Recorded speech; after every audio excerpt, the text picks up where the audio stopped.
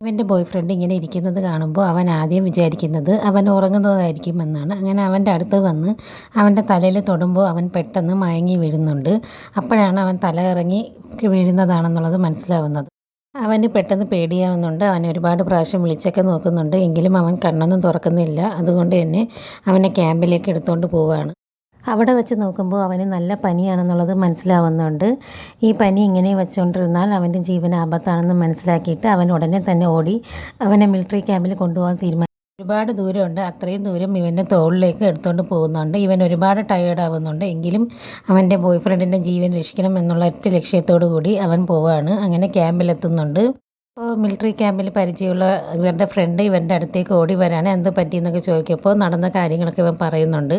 അങ്ങനെ ഇവന് ട്രീറ്റ്മെൻറ്റിന് വേണ്ടിയിട്ട് എടുത്തുകൊണ്ട് പോകുന്ന സമയത്ത് ഇവൻ കണ്ണ് തുറക്കുന്നുണ്ട്. ഇത് കാണുമ്പോൾ അവൻ ഒരുപാട് സന്തോഷവും സങ്കടവും ഒക്കെ വരികയാണ്. അങ്ങനെ അവൻ കരയൊക്കെ ചെയ്യുന്നുണ്ട്. ഇവന് വേറെ കുഴപ്പമൊന്നും ഇല്ലാതെ അവൻ രക്ഷപ്പെട്ടത് ഓർത്തിട്ട്. ഇത്രയും നേരം അവന് വേണ്ടിയിട്ട് ഒരുപാട് കഷ്ടപ്പെട്ടിട്ടുണ്ടായിരുന്നു. അവൻ്റെ സ്വന്തം ആരോഗ്യം പോലും നോക്കാതെ തോളിലെടുത്തിട്ട് അത്രയും ദൂരം നടക്കുകയൊക്കെ ചെയ്തത് അവനാണ്. മിലിറ്ററി ക്യാമ്പിലെത്തിയ സമയത്ത് അവൻ വളരെയധികം ടയേർഡായിട്ടുണ്ടായിരുന്നു. പക്ഷേ അവൻ അതൊന്നും നോക്കാതെ അവൻ്റെ ബോയ് ഫ്രണ്ടിൻ്റെ ആരോഗ്യം മാത്രമാണ് നോക്കിയത്.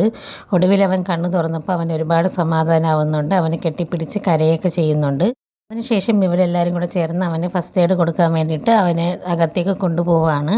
അവനകത്തേക്ക് കൊണ്ടുപോകുന്നതിന് മുമ്പ് ഇവൻ്റെ കയ്യിൽ അവൻ്റെ ഒരു ലക്കി ആയിട്ടുള്ളൊരു ലോക്കറ്റ് അവൻ്റെ കയ്യിൽ കൊടുക്കുകയാണ്. അവന് വേറെ കുഴപ്പങ്ങളൊന്നും വരാതിരിക്കാനായിട്ട്.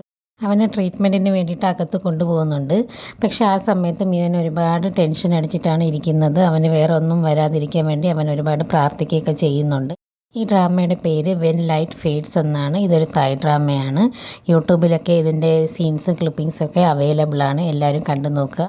അവരുടെ കെമിസ്ട്രിയൊക്കെ ഈ ഡ്രാമയിൽ നല്ല രീതിയിൽ വർക്കൗട്ട് ആയിട്ടുണ്ടായിരുന്നു. അടുത്തൊരു വീഡിയോ ആയിട്ട് വീണ്ടും വരുന്നതായിരിക്കും. Thank you.